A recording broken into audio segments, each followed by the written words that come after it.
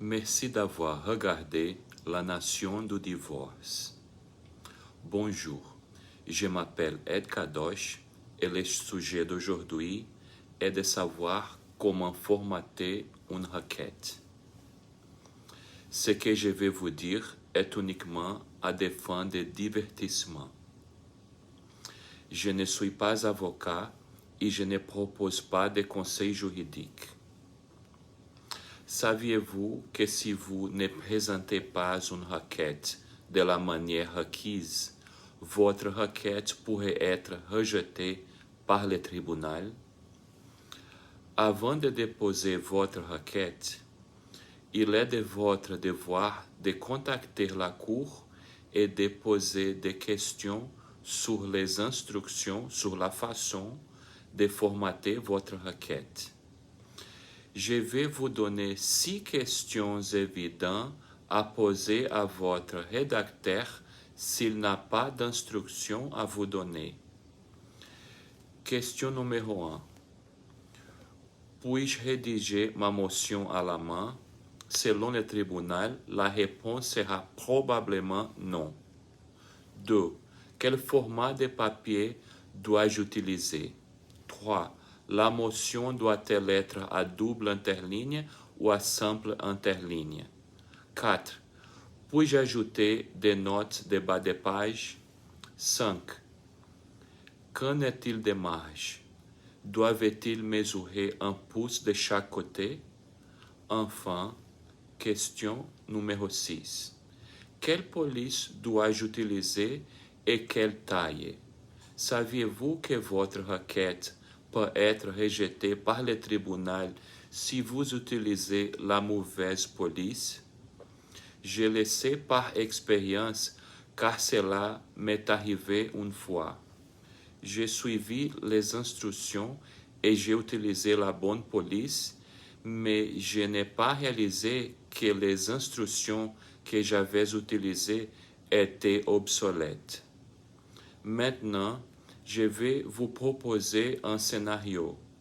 Un jour, votre ex-femme décide de déposer une requête auprès du tribunal affirmant que vous n'autorisez pas les conversations téléphoniques entre elle et votre enfant lorsque l'enfant est en votre possession. Vous disposez donc désormais d'un temps limité pour répondre à sa motion. Une personne qui répond à une motion pour la première fois peut prendre des jours, voire des semaines, pour préparer une réponse appropriée à une motion. Durant votre préparation, vous faites ce que font la plupart des personnes qui se représentent elles-mêmes. Vous lisez et recherchez la Constitution. Lors de vos recherches, vous trouvez le 6e amendement, où il est dit « L'accusé jouit du droit d'être confronté ou témoin à charge ». Ces informations vous amènent à trouver une décision de la Cour suprême de 2004 intitulée Crawford C. Washington, dans laquelle elle réaffirme ce que la Constitution disait à propos du 6e amendement. Disons que dans notre exemple, votre requête n'a pas été acceptée par le tribunal parce qu'elle était manuscrite ou peut-être parce que vous avez utilisé la mauvaise police.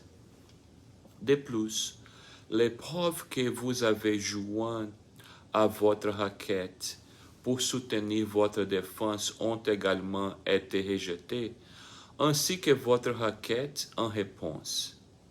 Malheureusement, l'audience a lieu le lendemain et vous n'aurez pas suffisamment de temps pour préparer une autre requête en réponse conformément aux règles du tribunal. Maintenant, laissez-moi vous expliquer ce que se passe les jours de l'audience. Avant l'audience, le juge lit la requête de son ex-femme. De plus, l'avocat de votre ex-femme présente verbalement sa version de l'histoire lors de la déclaration liminaire. Et votre ex-femme témoigne que vous ne facilitez pas la communication mère-fils. Lors du témoignage de son ex-femme, celle-ci présente au juge une déclaration extrajudiciaire et pour prouver la véracité de l'affaire.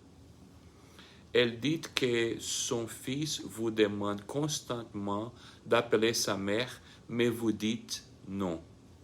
Immédiatement, vous vous levez et dites « Objection, votre honneur, rumeur ». Pour une raison quelconque, le juge estime que la déclaration de son ex-femme est crédible, même si la personne qui a fait cette déclaration n'était pas présente au tribunal. Et le juge dit à son objection par oui-dire, rejetée. Selon elle, la juge a commis une erreur en acceptant le témoignage d'une personne qui n'est pas présente au tribunal.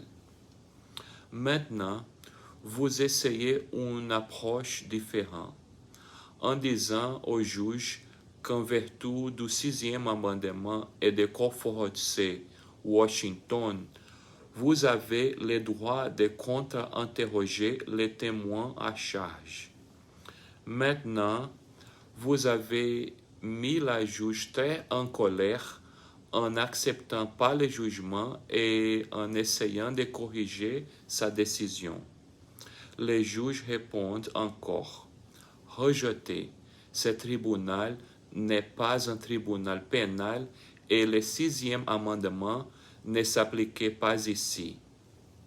Ensuite, vous le dites au juge, mais votre honneur, j'ai apporté au tribunal la facture de téléphone de l'opérateur prouvant que la mère et le fils s'appellent régulièrement lorsque le fils est avec moi. Tout d'un coup, l'avocat de l'opposition se lève et dit « Objection, la preuve que l'accusé tente de présenter au tribunal n'a pas été formatée correctement conformément aux règles locales. » Le juge répond « Objection soutenue. » Vous réalisez maintenant que vous avez votre première et la plus importante leçon devant le tribunal du divorce. Vous avez appris que le tribunal du divorce n'est pas une affaire de vérité et de justice. Vous avez appris que le tribunal du divorce concerne ce que vous pouvez présenter au tribunal le jour du jugement. En outre, vous avez appris à l'école qu'en théorie, la Constitution est la loi suprême de la nation, mais vous avez découvert devant un tribunal de divorce qu'en pratique, certaines parties de la Constitution peuvent ne pas s'appliquer à tous les types de tribunaux. J'espère que vous comprenez l'importance de bien formater votre motion selon les règles. Dans notre exemple, amenez le juge à se prononcer en faveur de votre ex-femme pourrait avoir de graves conséquences émotionnelles, juridiques et financières à votre encontre. Maintenant que je vous ai donné les questions à poser au scribe, allez-y obtenir vos réponses. N'attendez jamais la dernière minute pour présenter votre réponse à sa motion. Avant de vous rendre l'audience, assurez-vous de bien comprendre la clause de confrontation, la rumeur et comment contester devant les tribunaux. Prochainement, je ferai une nouvelle vidéo sur ce sujet. J'espère que cela t'aide. Merci d'avoir Regardez.